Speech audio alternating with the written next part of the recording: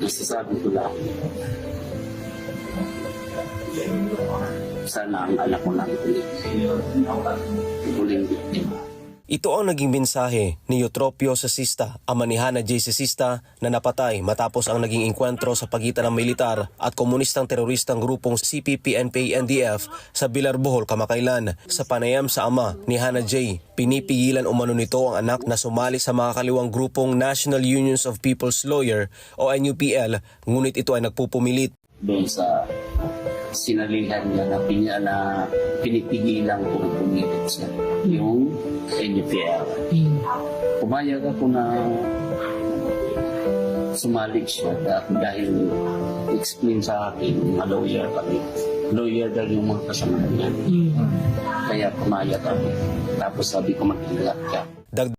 Napakasakit, walang kasing sakit. Kasi hindi namin ini-expect na gano'n ang magiging end sa anak ko. Sa pinakamamahal kong anak. Naabot na. Nakatapos ng pag-aaral, nakapasa ng parang nasa tuktok na. Biglang umagsak. Si Hannah J. ay nakapasa sa 2022 bar examinations. Siya ay dating estudyante ng UP Cebu na naging miyembro ng Anak Bayan, Anak Pawis at Secretary General ng NUPL Cebu na kalaunan ay sumapi sa NPA noong 2020. Samantalang maring kinundina ng National Task Force to End Local Communist Armed Conflict or NTF-ALCAC ang naging pahayag ng NUPL na pinahirapan umano ng mga sundalo ang mga napatay na NPA. Sinabi pa ni NTF-ALCAC Executive Director Undersecretary Ernesto Torres Jr. na nangyaring engkwentro sa Bilar, Bohol ay lehitimo. Hamon ngayon ng NTF-ALCAC sa komunistang grupong NUPL na sagutin ang tanong kung bakit isa sa kanilang kasamahan ay miyembro ng NPA at kung bakit nasa pinangyarihan ng engkwentro ang kanilang kasamahan na isang abogado. Magandang araw mga kaibigan. Ayan po, napakasakit na pangyayari. Tayong mga parents o grandparents, pagkatapos nating ibuhos ang lahat na pagmamahal at suporta sa ating mga anak o kay apo, tapos ganyan lang ang mangyari, nakakalungkot. Yung nangyari sa pamilya ni Atty. Hannah J. Sesista. So walang magawa ang mga parents, yung ama, kundi magdalamhati at sisihin yung NUPL. Bantayan po natin ito. National Union of People's Lawyers. Marami sila. Basta National Union of Journalists of the Philippines. Marami. Yan na po. Yan ang mga front organizations ng teroristang CPP, NPA-NDF na nagmumukha parang legal, maganda. Kaya lang yun pala, nire-recruit na nila ang ating mga anak, ang ating mga kabataan. Ayan, bago sumapi sa kilosang armado itong si Atty. Naging siya ng Anak Bayan. So, ano ang lesson learned natin dito? Tayong mga parents and grandparents, bantayan natin ang ating mga anak, i-monitor. Kasi kailangan ng guide ng mga magulang. Hindi naman sa nilalahat kasi itong ating mga state colleges and universities nagiging breeding ground ng mga lumalaban sa gobyerno, lalo na itong UP. Ulitin ko hindi sa lahat. Kasi marami ring matitino na graduates ng UP. Kaya lang, dahil nga sa academic freedom, nandyan, papasukin ng mga komunista ang lahat ng antas o panang edukasyon. Kuwan pa nga lang, high school pa lang, sinisimulan na nilang mag-recruit. Kaya tama lang na nandyan si BP Sara sa DepEd. At least, mabantayan niya ang ating mga estudyante, elementary at high school. So, pagdating sa kolehiyo, ito na. CHED naman yan. So, ito, yung National Union of People's Lawyers. Binaliktad pa ang pangyayari. Inakusahan pa ang militar na tinorture daw ang mga nasawi sa Bilar, Bohol. But these are legitimate encounters. Grabing paninira nila sa ating kasundaluhan kapulisan. But no way, hindi na nila malinlang ang taong bayan. At nasaan ngayon ang mga mabilis magkondena? Tahimik. Commission on Human Rights, nasaan kayo?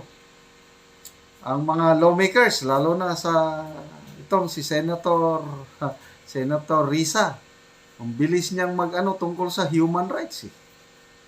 O itong nangyari sa pamilya ni Atty. Hannah J. Sisista, hindi ba ito klaro na pang-aabuso sa karapatang pantao ng isang estudyante, nag-aaral lang, nang dahil sa kanilang panlilinlang, pinoison, linason nila ang utak ng matalinong estudyante at ngayon, humawak ng armas.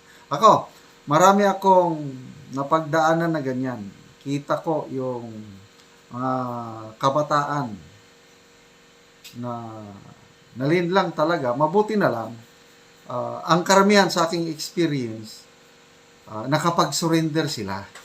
Nung ma-realize nila na mali yung kanilang napasukan, naniwala sila sa panawagan ng gobyerno na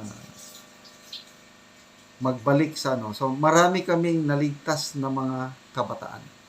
At itong mga naligtas na ito, karamihan nasa elementary at high school sila nung ma-recruit, sumali sa New People's Army. At karamihan, itong mga nagbalik loob sa gobyerno, marami ng sundalo ngayon.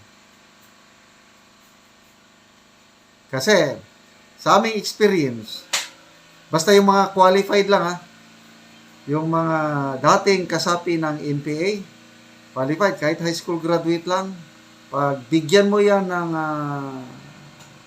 pangalawang pagkakataon at maging sundalo, naku po, napaka-effective sila.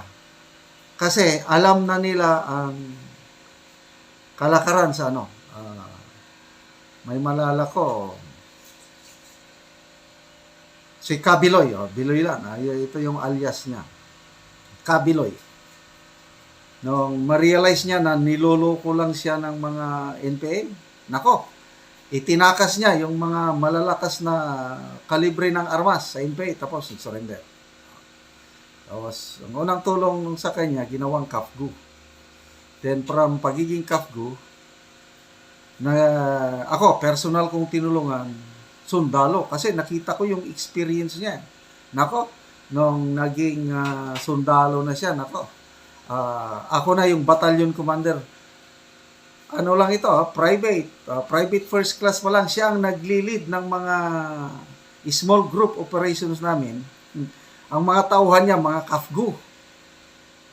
Nako, napaka-effective. Ang daming successful small scale yung strike operation ng aming unit nang dahil sa leadership ni Biloy.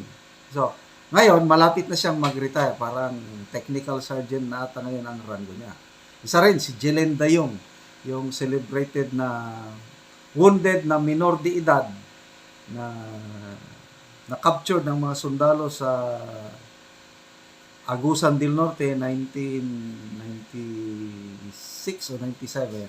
Ngayon, Master Sergeant na si Jelen Dayong, malapit na rin mag-retire. So, these are just few stories ng initially, nagkamali sila, kaya lang, nung ma-realize nila na mali ang napasukan, bumalik sa gobyerno at pinagbigyan ng gobyerno for another lease of life.